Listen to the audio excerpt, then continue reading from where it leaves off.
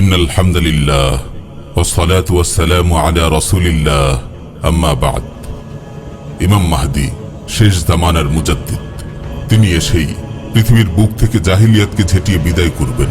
সকল মুসলিম ভূখণ্ড, সকল মুসলিম নেতৃবৃন্দ তার পতাকা তলে সমবেত হবে। পুরো পৃথিবীতে তিনি খিলাফা আলা মিনহাজিন নবুয়া প্রতিষ্ঠা করবেন।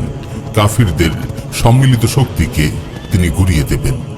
প্রিয় ভাই ও বোনেরা, আজ আমরা আলোচনা করব ইমাম মাহদীর আবির্ভাব ও তার সংগ্রামী জীবন নিয়ে। একটি আলাদা মজলিসে আমরা এটি স্পষ্ট করেছি যে ইমাম মাহদীর আগে মুসলিম উম্মার বিজয়ের ধারা শুরু হয়ে যাবে। রাসূল সাল্লাল্লাহু আলাইহি ওয়াসাল্লামের হাদিস থেকে জানা যায়, ইমাম মাহদীর আবির্ভাবের পূর্বেই খোরাসানের কালো পতাকাবাহী কিছু কাফেলা ইমাম মাহদীর নেতৃত্ব ও কর্তৃত্বের পথ সুগম করবে। সুনান ইবনে মাজাহ, মুসনাদ আহমদ ও মুস্তাদরাকে হাকিম সহ আরো অনেক হাদিস গ্রন্থে সহিহ সনদে বর্ণিত হয়েছে।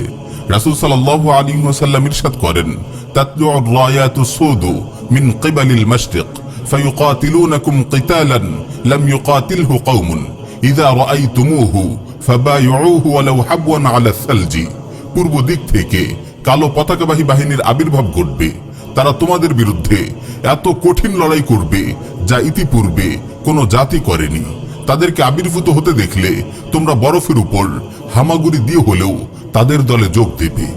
এখানে পূর্ব দিক বলে খোরাসান বোঝানো হয়েছে, কারণ জাজিরাতুল আরবের পূর্ব দিকে তৎকালীন খোরাসান ছিল উল্লেখযোগ্য মুসলিম আবাদী। বিষয়টি সুনানুত তিরমিজিতে বর্ণিত একটি হাদিস থেকে স্পষ্ট হয়। সুনানে তিরমিজিতে এসেছে, রাসূল সাল্লাল্লাহু আলাইহি ওয়াসাল্লাম ইরশাদ করেন, তাখরুজু মিন খুরাসানা রায়াতুন সুদুন লা ইয়ারুদ্দুহা শাইউন হাত্তা তুনসাবা বিইলিয়া। খোরাসান থেকে কালো পতাকাবাহী সৈন্যদল বের হবে। এই সেনাদলকে কিছুই রুখতে পারবে না। অবশেষে এই পতাকা ফিলিস্তিনের জেরুজালেম নগরীতে গিয়ে গেড়ে দেওয়া হবে। সুনান ইবনে মাজাহ বর্ণিত অপর একটি হাদিস এসেছে, রাসূল সাল্লাল্লাহু আলাইহি ওয়াসাল্লাম ইরশাদ করেন, ইয়াখরুজু নাসুম মিনাল মাশরিক ফায়ুওয়াত্তিউনা লিল মাহদী। প্রাচ্য তথা খোরাসান থেকে একদল মানুষ বের হবে যারা ইমাম মাহদীর নেতৃত্ব ও কর্তৃত্ব প্রতিষ্ঠার পথ সুগম করবে। প্রিয় ভাই ও বোনেরা, হাদিস উল্লেখিত এই খোরাসানের হৃৎপিণ্ড হলো বর্তমান আফগানিস্তান। যুগের পর যুগ ধরে আফগান জাতি যেভাবে কুফর ও কুফফার বিশ্বের বিরুদ্ধে লড়ে আসছে এবং বর্তমানে যেভাবে তালিবান মুজাহিদরা সম্মিলিত কুফফার জোটকে হারিয়ে আফগান ইসলামী ইমারা প্রতিষ্ঠা করেছে, এই পরিস্থিতিকে আমাদের কেমন যেন হাদিসের বক্তব্যেরই প্রতিফলন মনে হয়। আল্লাহ রাব্বুল আলামিনই ভালো জানেন। তবে আমরা যতটুকু বুঝতে পারি, আল্লাহ তাআলা এই জানবাজ আফগান মুজাহিদদের মাঝে অনেক কল্যাণ রেখেছেন। যদি তাদেরকে আল্লাহ তাআলা ইমাম মাহদীর সহযোগী বাহিনী হিসেবে কবুল করেন, তাহলে বিষয়টি তেমন আশ্চর্যের কিছু নয়। প্রিয় ভাই ও বোন, কিয়ামতের অপ্রকাশিত ছোট আলামতগুলো প্রকাশ পাওয়ার পর ইমাম মাহদীর আবির্ভাবের সময় দ্রুতই ঘনিয়ে আসবে। সুনান ইবনে মাজাহ, মুস্তাদরাক ও হাকিম সহ আরো অনেক হাদিস গ্রন্থে এসেছে, রাসূল সাল্লাল্লাহু আলাইহি ওয়াসাল্লাম ইরশাদ করেন, ইয়াকতাতিলু ইনদা কানজিকুম সালাসা কুল্লুহুম ইবনু খলিফা সুম্মা লা ইয়াসিরু ইলা ওয়াহিদিন মিনহুম সুম্মা তাতলু'র রায়াতু সুদ মিন কিবালিল মাশরিক ফায়াকতুলুনাকুম কতলান লাম ইউকতালহু কওমুন। তোমাদের ধনভাণ্ডারের নিকট তিন ব্যক্তি যুদ্ধে লিপ্ত হবে। তিনজনই খলিফার পুত্র, কিন্তু এই ধনভাণ্ডার কারো হস্তগত হবে না। তারপর প্রাচ্যের দিক থেকে কালো পতাকাবাহী কাফেলা সমূহের আবির্ভাব ঘটবে। তারা তোমাদের সঙ্গে এত কঠিন যুদ্ধ করবে যে এর আগে কোনো জাতি এমন কঠিন যুদ্ধ করেনি। প্রিয় ভাই ও বোন, জনৈক খলিফার মৃত্যুর পর মুসলিম বিশ্বে ব্যাপক অস্থিরতা ছড়িয়ে পড়বে। নেতৃত্বহীন মুসলিম উম্মাহ তখন দিশেহারা ও হতবিহবল হয়ে পড়বে।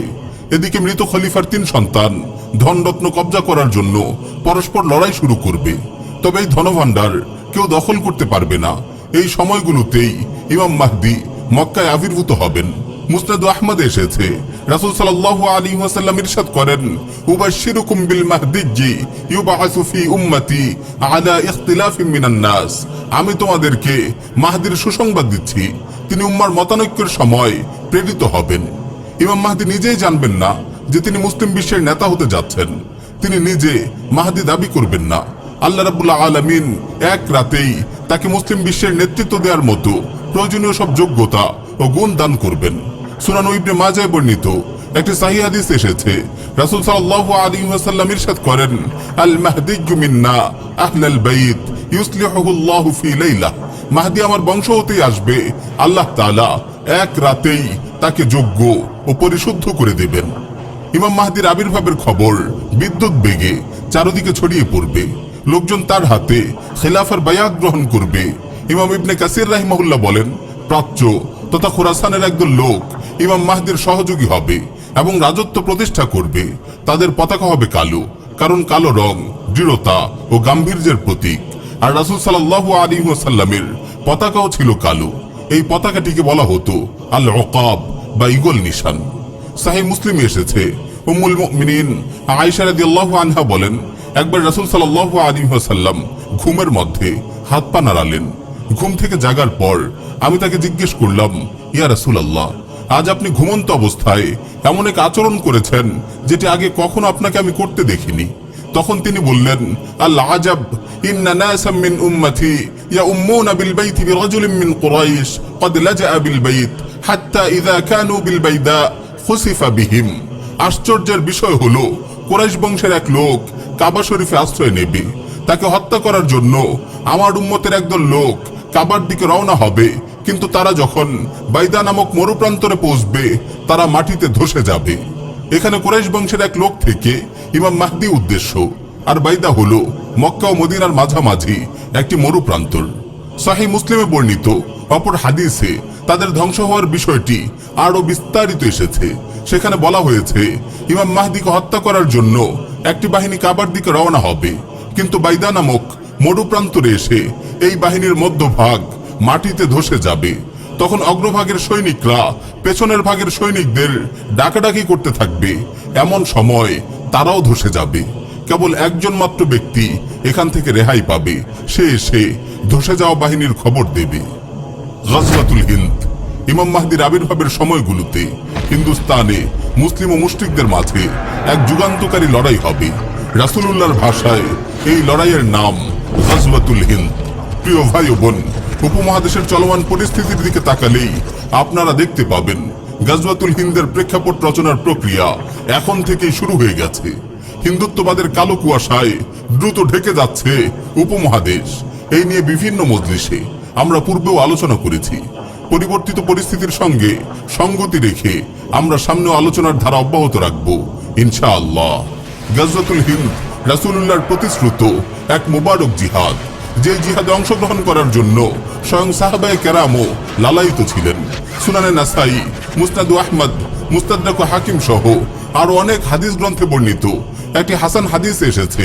সাইয়্যিদুনা আবু হুরায়রা রাদিয়াল্লাহু তাআলা আনহু বলেন, ওয়া'আদানা রাসূলুল্লাহ সাল্লাল্লাহু আলাইহি ওয়াসাল্লাম গাজওয়াতাল হিন্দি ফাইন আদরাকতুহা উনফিক ফিহা নাফসি ওয়া মালি ওয়া ইন কুতিলতু কুনতু আফদালাশ শুহাদা ওয়া ইন রাজা'তু ফাআনা আবু হুরায়রা আল মুহাররার। রাসূল সাল্লাল্লাহু আলাইহি ওয়াসাল্লাম আমাদেরকে গাজওয়াতুল হিন্দের প্রতিশ্রুতি দিয়েছেন, আমি যদি সেই জিহাদ পেয়ে যাই তাহলে আমি আমার জান মাল সবকিছু তাতে কুরবান করব। এতে যদি শাহাদাত বরণ করি তাহলে আমি হব শ্রেষ্ঠ শহীদ, আর যদি গাজী হয়ে ফিরে আসি তাহলে আমি হব জাহান্নামের আগুন থেকে মুক্তিপ্রাপ্ত আবু হুরায়রা। প্রিয় ভাই ও বোন, মোবারক এই জিহাদে অনেক রক্তক্ষয়ী ও সর্বগ্রাসী লড়াই হবে। আল্লাহর ইচ্ছায় অবশেষে মুসলিমদেরই বিজয় হবে।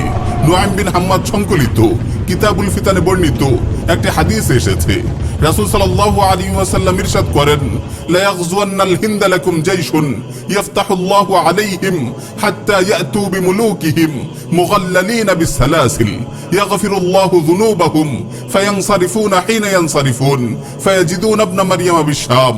তোমাদের একটি দল হিন্দুস্তানে লড়াই করবে, আল্লাহ তাআলা সেই দলের যোদ্ধাদের বিজয় দান করবেন। তারা হিন্দুস্তানের শাসকদের শিকল দিয়ে বেঁধে টেনে আনবে, আল্লাহ তাআলা সেই দলের যোদ্ধাদের ক্ষমা করে দিবেন। অতঃপর মুসলিমরা সেই যুদ্ধ থেকে ফিরে এসে ঈসা বিন মারইয়াম আলাইহিস সালামকে সিরিয়ায় পেয়ে যাবে।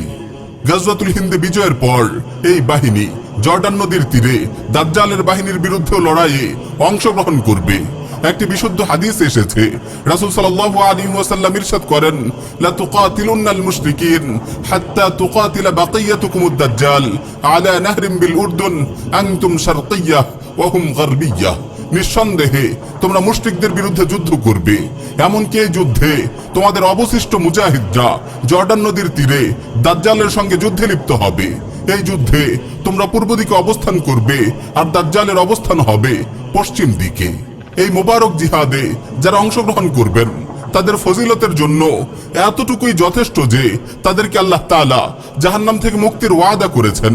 সুনানে নাসাই, মুসনাদ আহমদ সহ আর অনেক হাদিস গ্রন্থে এসেছে রাসূল সাল্লাল্লাহু আলাইহি ওয়াসাল্লাম ইরশাদ করেন, ইসাবাতান মিন উম্মতি আহরাজাহুমুল্লাহু মিনান নার, ইসাবাতুন তাগজুল হিন্দা ওয়া ইসাবাতুন তাকুনু মা ঈসা ইবনে মারইয়াম। আমার উম্মতের মধ্য হতে দুটি দলকে আল্লাহ তাআলা জাহান্নাম থেকে মুক্তি দিয়েছেন। একটি দল যারা হিন্দুস্তানের যুদ্ধে শরীক হবে, আর দ্বিতীয় আরেকটি দল যারা ঈসা ইবনে মারইয়াম আলাইহিস সালামের সঙ্গে মিলে যুদ্ধ করবে। প্রিয় ভাই ও বোন, আজ কথা অনেক দীর্ঘ হয়ে গেল। শেষ জামানার অবশিষ্ট ঘটনা প্রবাহ ইনশাআল্লাহ পরবর্তী মজলিসে আলোচনা করব।